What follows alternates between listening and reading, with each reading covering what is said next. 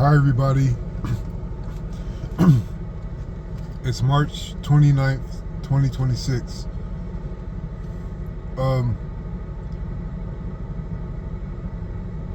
I think that looking for answers outside of yourself or looking for answers inside of yourself is not really a question of direction, which is correct. The correct direction to look for answers. And many times, I feel like the whole concept of looking for answers at all is not entirely the only tool or the only endeavor that we should base our progress on or base our stability on. In this world, I'm pretty sure you all know that answers are hard to come by for the most important things, or for the things that have the most potential to please our heart or to hurt our hearts. So we know how hard answers are to come by off the start. So what I've learned in going through life is I had given up on looking for answers, and at first in that unconfident kind of state I was in, when I had given up on looking for answers, it was kind of hard to live that way. But once I found that I was supposed to follow God and that I was supposed to be devoted to God, I started looking to answers from God. And I learned that God gives his answers in his own time and in his own way. And so I was naturally more confident because I knew who I was when I submitted to God. And so again, I just gave up on looking for answers. And what I've learned after that time where I was confident enough to not look for answers anymore is that I was creating, not because I knew where I was going.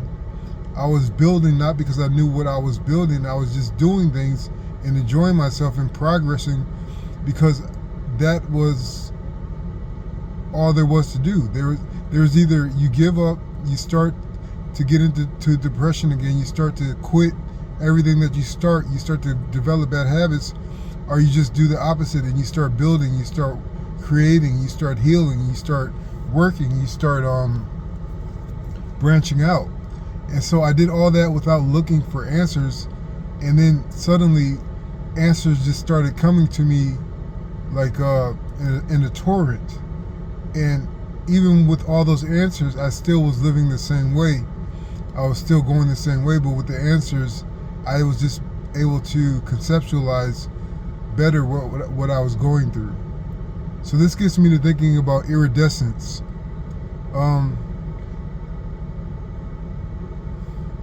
With iridescence concerning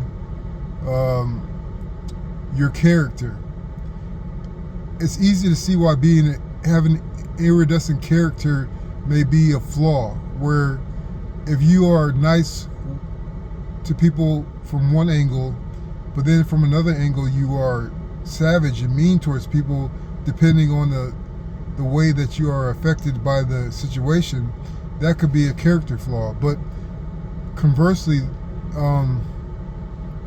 having an iridescent character in a more controlled fashion is not a character flaw. For instance, if you are kind and soft and soft-spoken with certain people in certain situations, you spread goodwill, you spread joy, you spread community.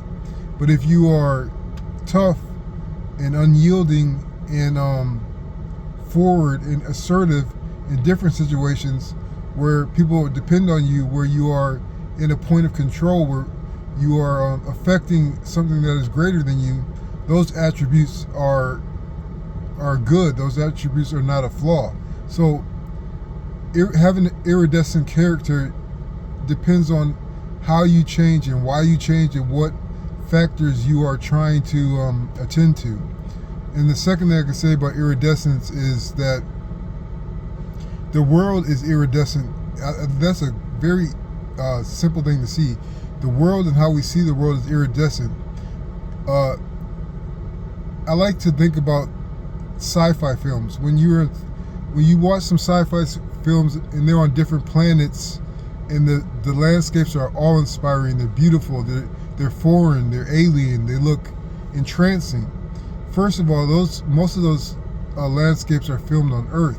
Second of all, if you go to certain places on Earth, you will see things that look like a sci-fi world. You will see beauty, grandeur, and awe-inspiring landscapes, like I said. So, and in the same world, there is cities that are demolished. There are people starving. There are people dying in the streets. Power and water is cut off across whole cities. And so this is the iridescence of this world. And there's not necessarily one choice that you should be focusing on, but the iridescence of the world is a reflection of our caretaking of our people, our caretaking of our world, of our societies, of our institutions. There's many factors that are iridescent. Some people are treated incrementally better than others. Some countries have more access to resources than others.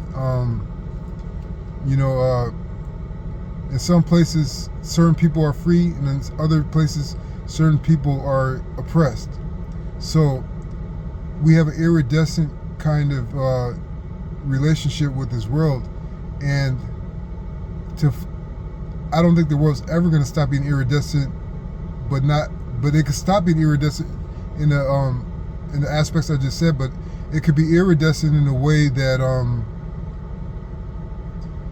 when you experience the world and it gratifies you and it gives you hope and gives you peace, that's one angle that it could have. And another angle that it could have is being a place of learning. And with learning, the best way to learn is challenges. No matter how perfect the world gets, there's always going to be challenges in order to develop our character. So iridescence doesn't necessarily mean suffering and happiness at the flip of an angle. It just means happiness and joy and paradise in one aspect, and it means learning and challenges in the other aspects in order to train our spirits and train our characters. And the last thing I can say about iridescence is that the heart is the most iridescent thing that I've come to know in my own life. And the heart doesn't betray. The heart is passionate. The heart will give you peace, and then it will give you it will make you distraught in the next second, and you think that it's betraying you, but it's trying to teach you that your emotions are a gift and your emotions are a teacher. And so when it makes you distraught at the flip of a switch, you have to step back and try to understand why your mind is responding to your emotions that way. And the truth may be hard to look at first, but the longer you stare at the truth, the more it gives back to you and the more it heals you, no matter how harsh it may be. So I hope this helps. Thanks.